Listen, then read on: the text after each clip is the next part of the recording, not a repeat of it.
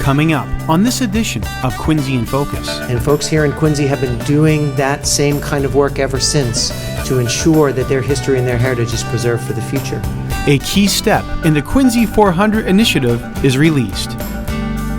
There's an awful lot of gaps to fill, and I think this is the beginning of filling some of those gaps for the people of our cities. Healthcare services are now available in Quincy Center.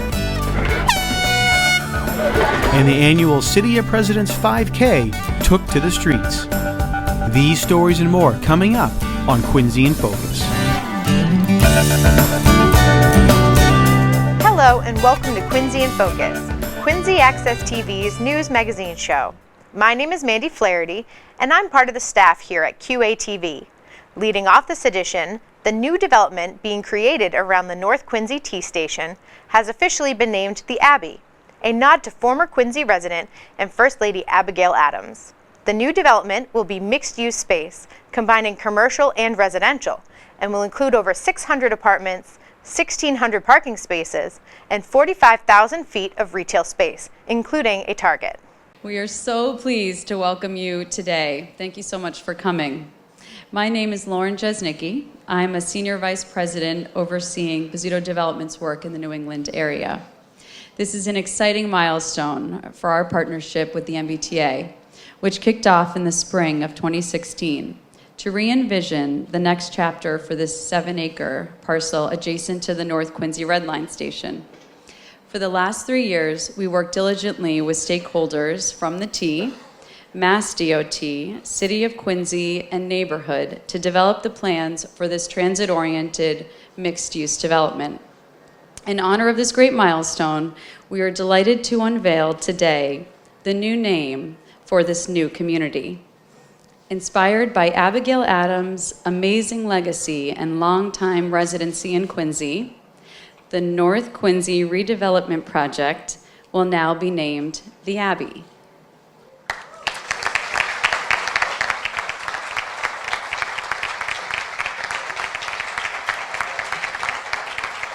And I have no problem with what we're doing. My biggest concern is how fast we're doing and how much of it we're doing. And in a state that's added 600,000 people to our population over the course of the past 15 or 20 years, during the same period of time when we've added a fraction of new housing to accommodate that, this is one of the biggest challenges we face. And while projects like this are a big part of how we respond to the demand in the market and the demand from the people in our communities, there's so much more to be done. But today, we do have a project that's 2 years from beginning to today, which all by itself is quite an accomplishment. And I want to give all the folks that are involved in this process and this project a lot of credit for moving the ball quickly down the field. And I'm sure, Mayor, a lot of that has to do with your leadership and with the folks on your team, because this doesn't happen if you don't have a partnership. From our point of view, the opportunity associated with this project, the work we're doing all the way up and down the Red Line, not just on the stations, but on the tracks and the power systems and the signals and the switches and the trains and everything else, is going to create a terrific corridor heading here onto the South Shore and all the way through on the other side to Alewife, and I can't wait to see what this all looks like a couple years from now when a lot of the work that's involved in it has been completed. Thank you all for being here. Everywhere that our company develops, we consider ourselves guests in the neighborhood, and any courteous guest should bring a gift for their host. In this case, our host is the wonderful City of Quincy, and I certainly did not want to arrive empty-handed. For those of you that know me, you might know that I have a passion for collecting signed books and letters from people that have made a positive difference in their lifetime. Holding copies of these artifacts in your hands literally brings history alive. Abigail Adams is most certainly a person who made a tremendous difference in her lifetime. Abigail also spent a good deal of time writing her sons and those close to her, imparting her kindness and wisdom with a gentle touch. So today, we are incredibly proud to present Mayor Koch in the city of Quincy an original letter written by Abigail Adams to her son, Thomas Boylston Adams. We felt this letter should not be in the hands of a private collector, rather it should be here, home in Quincy. To put this letter in perspective, it was written more than 216 years ago in 1803. In this letter, she wrote about improvements she and her husband were making to the city of Quincy. Your father wishes to get you here. We are improving our town of Quincy by a new bridge and a turnpike road. We'll hang a replica of this letter in the Abbey, but hope that the citizens of Quincy will be able to enjoy the original wherever you choose to hang it. So thank you, Governor Baker, Mayor Koch, and the city of Quincy for being such extraordinary hosts. We look forward to this beautiful project together. The new South Shore Medical Facility on Hancock Street has officially opened with a ribbon cutting.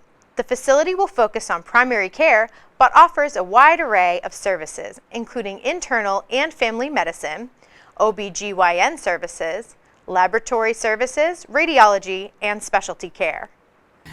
A little bit about South Shore Medical Center. They've been around since 1962. They're currently located in Norwell, Kingston, and Weymouth, and now in Quincy. They have been a choice for South Shore residents for many years because of their quality of care, but also because of their caring and compassionate nature of how they manage patients, both keeping them free of illness, but also making sure that their wellness needs are being taken care of. So we're very thrilled to bring this expertise to this beautiful new location. I walked in and I was like, wow. So I'm hoping that you all had the same reaction. This area here will now specialize in primary care.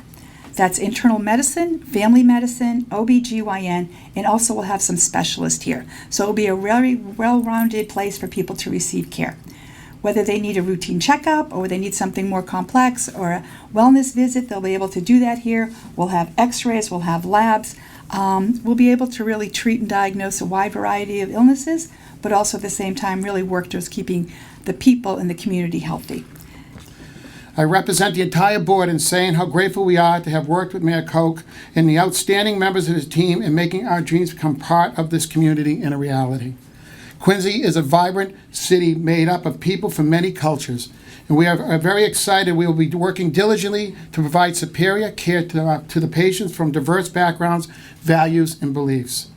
Leading up to our opening next week, we will collaboratively work with the city, community leaders to tailor the delivery of care and a site to meet the patient's social, cultural, and linguistic needs. Last year alone, South Shore Health invested more than $2 million in wellness, prevention, and support programs to the community it serves, including the city of Quincy. And I'll pause on that to tell you that's reality. We sit in our boardroom, and we had a meeting just yesterday, and we have the people come in from the health system to talk to the board of directors to let us know what we are doing for our community up and beyond just giving good health care. And we're proud of what we can do to be a part of the community. They're our friends, our family. We want to make sure that we stay and show everybody that South Shore Health System is more than just a hospital or just a giver of care. And this is a major step forward and a message to those people that though I don't see an acute care hospital, there's an awful lot of gaps to fill. And I think this is the beginning of filling some of those gaps for the people of our city. So I'm truly grateful for that. And in the back here, there's going to be some beautiful, beautiful parks as part of this development. So going forward, both your employees and patients will be able to enjoy the beautiful public spaces. So I'm truly grateful for the commitment. Looking forward to many more ribbon cuttings, both with South Shore and so many other entities in our great historic city. So congratulations, and thank you for the opportunity to say hello this morning. And good morning. Thank you for actually attending this great ceremony. So primary care, I'm here to talk to you about primary care and what we're going to be delivering here. Primary care is about building trust in relationships with each individual patient. It's just not about the individual patient, but it's also the community that they come from. So a great primary care practice keeps an eye on both of those goals. And South Shore Health is intent on establishing partnerships that is moving care out of the hospital environment into the communities. To that end, it is our responsibility as a healthcare system and community partner to reimagine healthcare. We want it to be sustainable, we want it to be accessible, we want it to be of high quality. Today, South Shore Medical Center is the ambulatory arm of South Shore Health.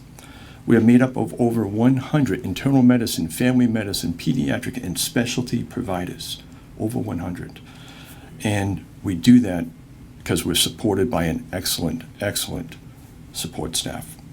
Together, we put together a great deal of thought into making this location and this space comfortable and convenient.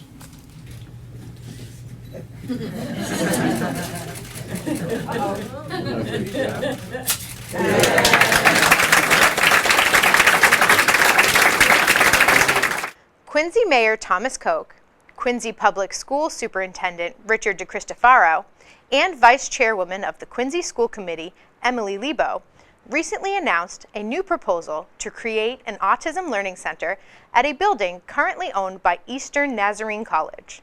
A package was brought to the City Council for $8.5 million that would include the purchase of the building and cover costs of renovations. Today we're announcing the purchase of this site, what you see behind me, which has been on the market for some time. Eastern Nazarene College is the owner. One of the vice presidents is here, Larry Bullinger. Larry. We're still in final negotiations through the broker, but we expect to complete that sale very, very soon. And we'll be presenting a package to the City Council on Monday night that I expect that will go into committee for $8.5 million, which will include the purchase of the building and money for renovations and upgrades to the building for the space that we're creating here. And part of the program in our school system is how we care for all of our families, those families that have some kids that have certain challenges, and that's what we're going to be dealing with this building. This will be a learning center for many of our children who have special needs. Today we send out a lot of children outside of our district to get the care and specialties that they need with their challenges. With this building, we'll be able to keep many of our kids here in Quincy without having to be on a bus at least an hour or two a day to and from their home in Quincy. I think that is awesome just to start with. We have incredible staff and leadership that I know are going to put together an incredible team here that'll be second to none. And at the end of the day, with the acquisition cost, the upgrading costs, the cost to staff the building and maintain the building, we'll be saving money. So this is a win-win for the families of our city, but also the taxpayers of our city. And I'm very delighted. This unique city vision allows us to enhance our special education pathways.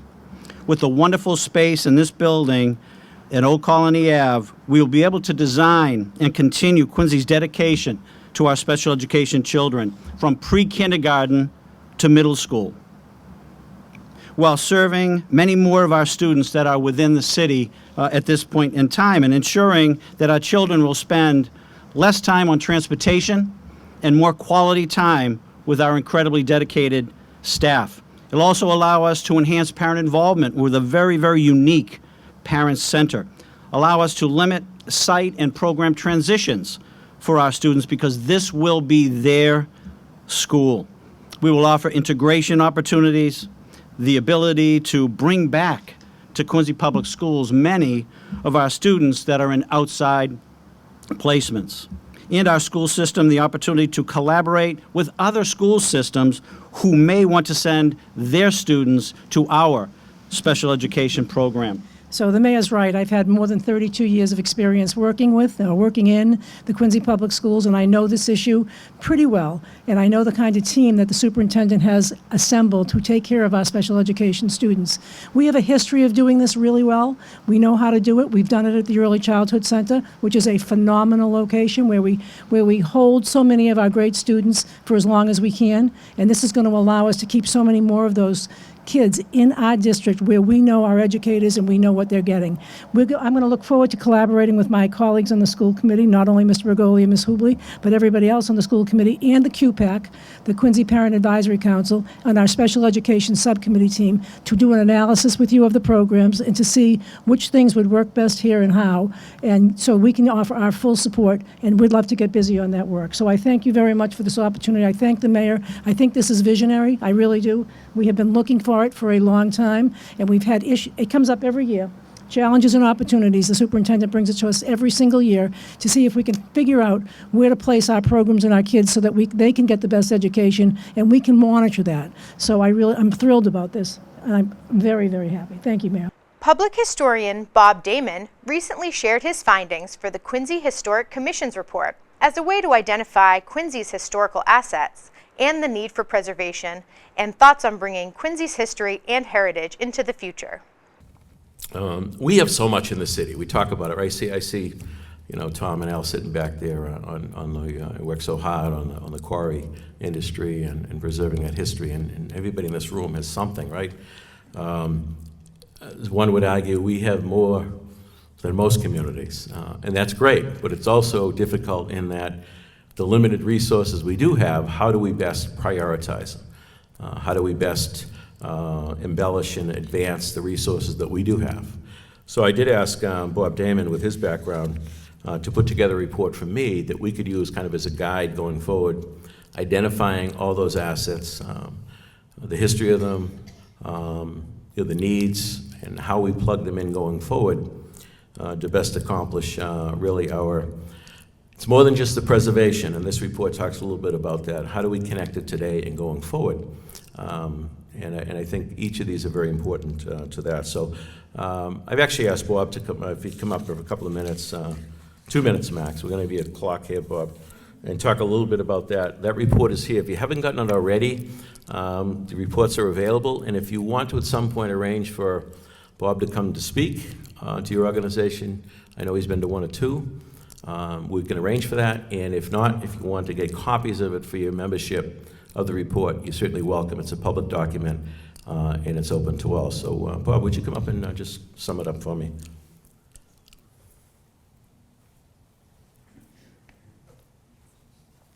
So, hello, everyone. I know a lot of you are here tonight and worked with a lot of you in pulling this report together. I want to thank the mayor for the opportunity to do this work here in the city of Quincy. I've been sharing with a lot of you that I was out at the Massachusetts History Conference just this past June, and my goal was to give a brief presentation on the Quincy 400 effort. And the thing that everybody said to me, including the president of Mass Humanities, they said to me, well, how did you talk the city into doing this? And the easy answer was, I didn't. The mayor came and asked me to help him do this. And that got everybody to stop in their tracks, because nobody around the Commonwealth of Massachusetts has decided to approach their 400th anniversary in this same way.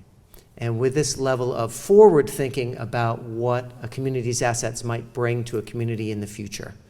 And I like to say that all communities have a history and all communities have heritage, but history and heritage are very different things. And Quincy is rich in history, but it's also blessed with a long-standing tradition of folks who spent the time to stop and to care for its history and make sure that it was preserved for the future. Going out here to some of the oldest tombs in the Hancock Cemetery, preserved and restored by President John Adams and 4 other men who bought the property from the owner who was allowing cows and pigs to graze in it. They fixed it up. They got John Quincy Adams to rewrite a deed requiring the town to keep a fence around it, and then they donated it back to the town. And folks here in Quincy have been doing that same kind of work ever since to ensure that their history and their heritage is preserved for the future. My job and my honor to do that job was to look at some of the 18 main historic heritage sites here in the community and to give an initial snapshot of their condition and the larger environment or ecosystem around which they live. And that's what this report is about. And I am looking forward to being able to use this information as well as my own background to help support the important work that's happening here in the 6 pillars of the Quincy 400. And I want to thank the mayor for the opportunity and look forward to working with all of you as we move this process forward. So thank you very much, Mr. Mayor. Quincy recently held its 6th annual City of Presidents 5K. The run honored beloved middle school teacher, the late Emily Zarnock, and raised funds for Quincy Public Schools. Mayor Koch and Superintendent DeCristofaro gave recognition to Quincy native, Brandeis University graduate, and 4-time NCAA National Track and Field champion, Emily Bryson. 3, 2, 1.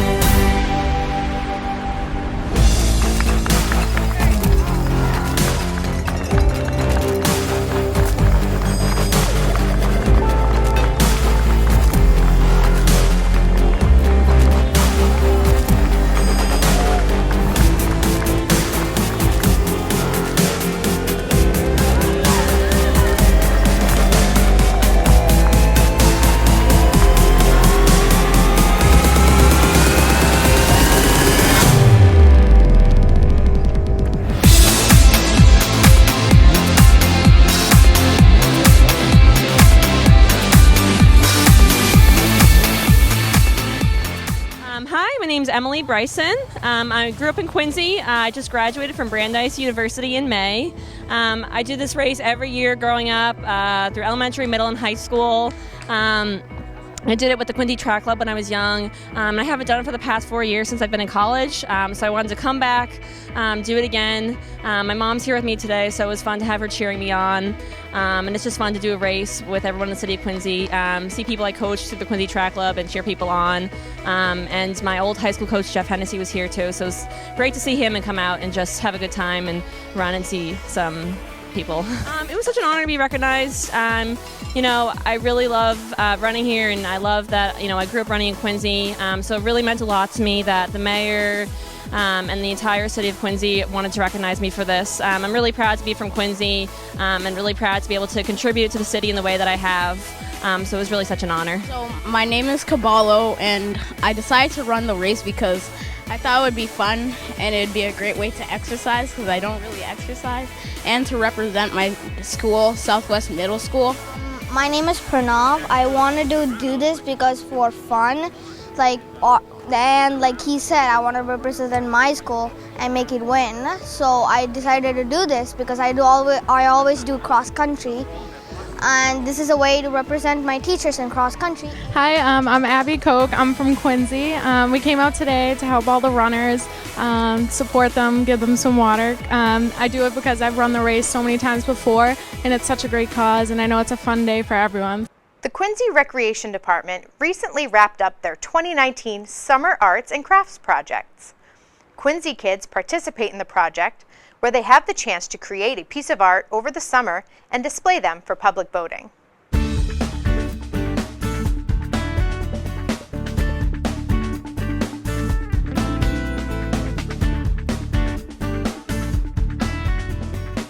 Hi, I'm Julia Carolyn. I'm an arts and crafts specialist for Quincy Rec, specifically D2 Parks. So Quincy Rec is this program where kids can come and we kind of try to encompass everything. So sports, obviously arts and crafts, and just kind of make sure the kids have a cool environment where they can go in the summer and spend their time, get to know their rec leaders, kind of have a little family on the park.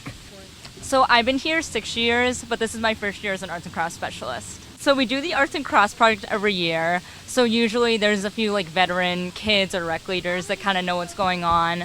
And they have the whole summer to work on them, and then they're due this week. And I think it's kind of, a lot of people choose staples of Quincy, or maybe staples of what's going on right now. You have a lot of Toy Story 4 stuff, so it's very relevant stuff.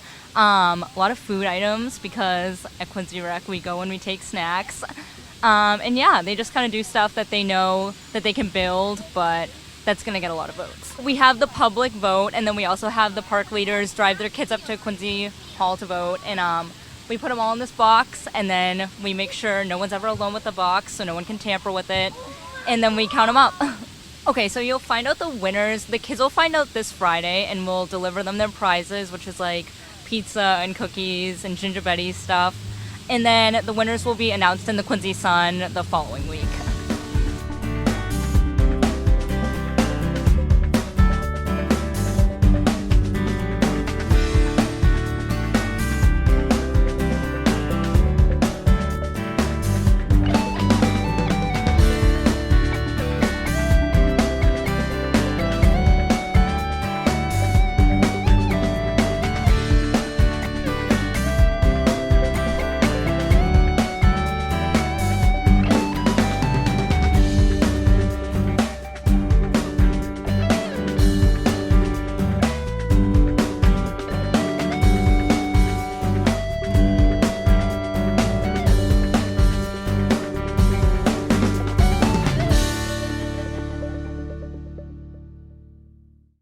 The Quincy community came together to remember those lost to substance abuse. The Candlelight Vigil was hosted at Quincy High School and featured readings, music, and a healing space for those affected by substance abuse. I struggle every year wondering what to say up here because unlike most events where there is a welcome and a speech that seems appropriate, there really isn't ever one that seems to fit this occasion that we're here for. But whatever your reason for being here today, just look around and know that one thing I can guarantee is that you're not alone.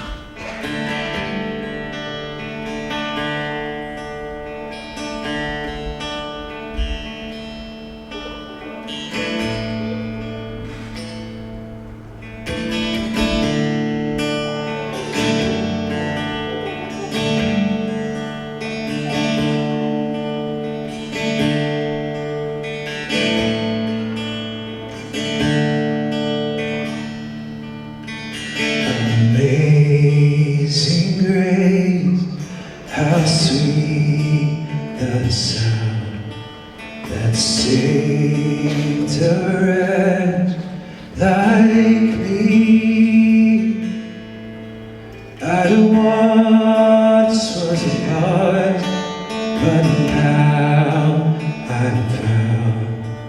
Was blind, but now I see.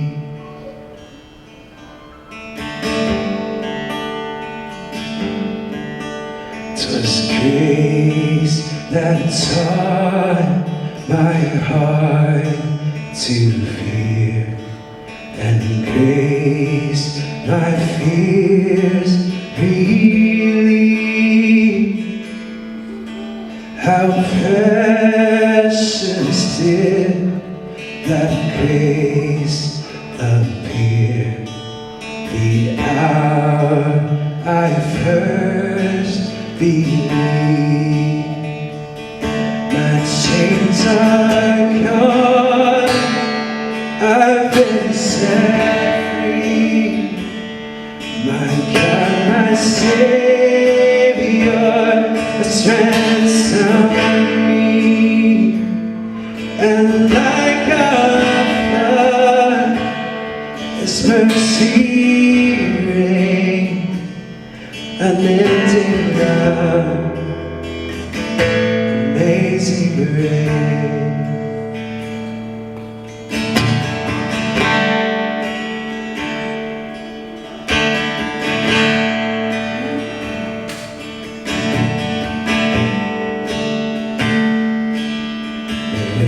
We've been there 10,000 years, bright shining as the sun. That's all for this edition of Quincy in Focus. On our next episode, we'll talk about the QCAP Best Chef and Quincy Broadband Initiative. If you'd like more information about Quincy Access Television or are interested in becoming a member, visit our website at qatv.org or call 617-376-1440. My name is Mandy Flaherty, and thanks for watching this edition of Quincy in Focus.